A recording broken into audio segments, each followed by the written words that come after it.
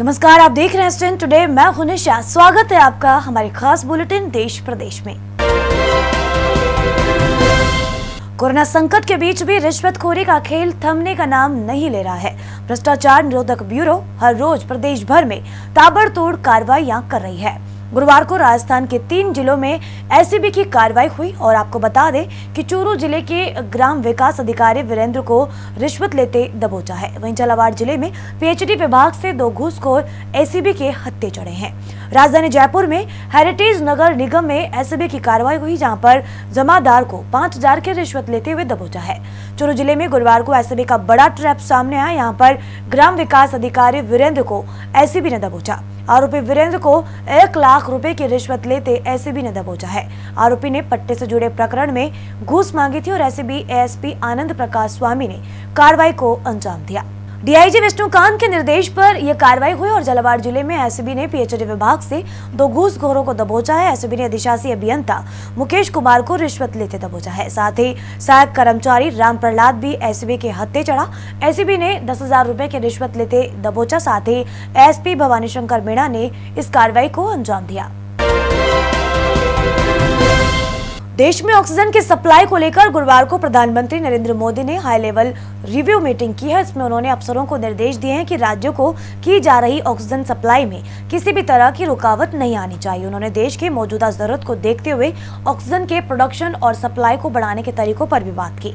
Oxygen के मसले पर देश के 6 हाई कोर्ट और सुप्रीम कोर्ट में भी सुनवाई चल रही है और इसी बीच गृह मंत्रालय ने राज्यों को निर्देश दिए हैं कि ऑक्सीजन सप्लाई वाली गाड़ियों को न रोका जाए।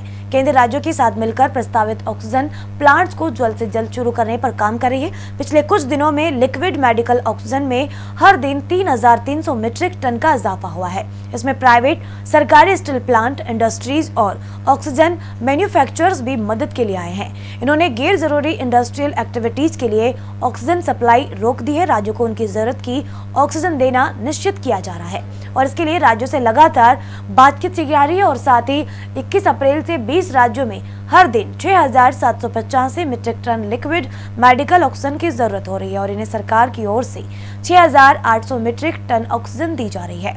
प्रधानमंत्री ने ऑक्सीजन प्रोडक्शन, इसके लिए डिस्ट्रीब्यूशन में तेजी, हेल्थ केयर फैसिलिटी में ऑक्सीजन सप्लाई के लिए नए रास्ते तलाशने पर जोर दिया है और एक से दूसरे जिले या फिर इलाके में ऑक्सीजन को लेकर जा रही गाड़ियों को रोका नहीं जा सकेगा।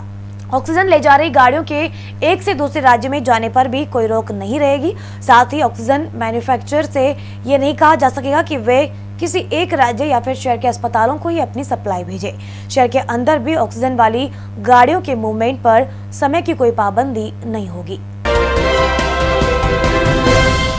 कोरोना के बढ़ते मामलों को लेकर के और बिगड़ते हालात को लेकर के अब सुप्रीम कोर्ट ने सख्ती दिखाई है। कोर्ट ने देश भर के अस्पतालों में ऑक्सीजन, वेंटिलेटर, बेड और जरूरी दवाओं की किल्लत को देखते हुए नोटिस लिया है और केंद्र सरकार के 4 मुद्दों पर नेशनल प्लान मांगा है। इस मामले में अब 23 अप्रैल को सुनवाई होगी। चीफ जस्टिस एसए बोबडे की अगुवाई वाले 3 जजों के बेंच ने कहा कि हम देख रहे हैं कि इस वक्त कोरोना और ऑक्सीजन जैसे मुद्दों पर 6 अलग-अलग हाईकोर्ट यानी कि दिल्ली, बॉम्बे, सिक्किम, मध्य प्रदेश, कलकत्ता और इलाहाबाद हाई कोर्ट में सुनवाई चल रही है।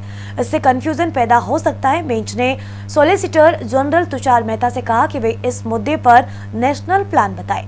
हाई कोर्ट को भी इस बारे में बताएं और साथ ही चीफ जस्टिस ने कहा कि सुप्रीम कोर्ट 4 मुद्दों पर गौर कर रही है।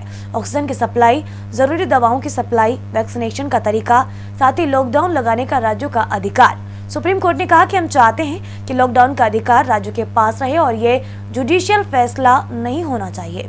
फिर भी हम लॉकडाउन लगाने के हाईकोर्ट के न्यायिक अधिकारों पर गौर करेंगे। कांग्रेस के पूर्व अध्यक्ष राहुल गांधी ने गुरुवार को कहा कि कोरोना महामारी से निपटने के लिए झूठे उत्सव और खोखले भाषण की नहीं बल्कि समाधान की जरूरत है। उन्होंने ट्वीट किया कि घर पर पृथकवास में हूं और लगातार दुखद समाचार आ रहे हैं। भारत में संकट सिर्फ कोरोना वायरस ही नहीं बल्कि केंद्र सरकार की जन विरोधी नीतियां भी है। झूठे उत्सव व खोखले भाषण नहीं चाहिए, देश को समाधान दो।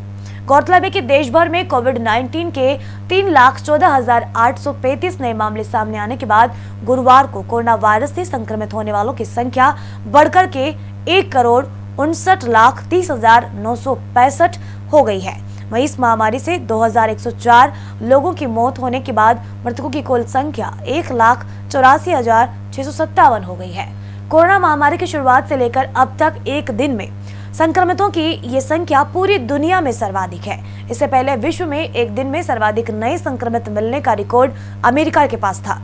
अमेरिका में 8 जनवरी 2021 को 3,07,570 नए संक्रमित मिले थे, लेकिन अब इस मामले में भारत सबसे आगे निकल गया है। भारत में बढ़ते कोरोना संक्रमण ने दुनिया भर में अब तक के सारे रिकॉर्ड तोड़ दिए हैं। देश में 18 और इससे ज्यादा उम्र के लोगों के वैक्सीनेशन के लिए रजिस्ट्रेशन 24 अप्रैल से शुरू होगा। वैक्सीनेशन का वैक्सीन का डोज लगवाने के लिए कोविन पोर्टल के जरिए रजिस्ट्रेशन किया जा सकता है और 1 मई से इस एज ग्रुप के लोगों का टीकाकरण शुरू हो जाएगा। कोविन चीफ आर शर्मा ने गुरुवार को ये जानकारी दी और इससे पहले सोमवार को प्रधानमंत्री नरेंद्र मोदी की अध्यक्षता में उच्च स्तरीय बैठक में 18 को वैक्सीनेट करने का फैसला किया गया था।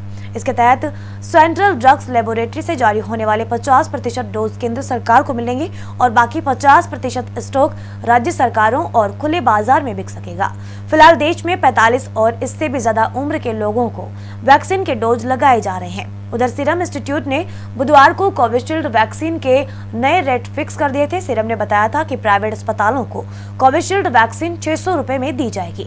इससे पहले इन अस्पतालों को यह वैक्सीन 250 रुपए में दी जा रही थी। राज्य के लिए वैक्सीन के दाम 400 रुपए होंगे और केंद्र को पहले ही इसी तरह से यह वैक्सीन 150 रुपए में मिलती रहेगी। फिलहाल देश प्रदेश की खबरों में इतना ही। अब दीजिए निशा को इजाजत। एसटीएन टुडे टीम की ओर से नमस्कार।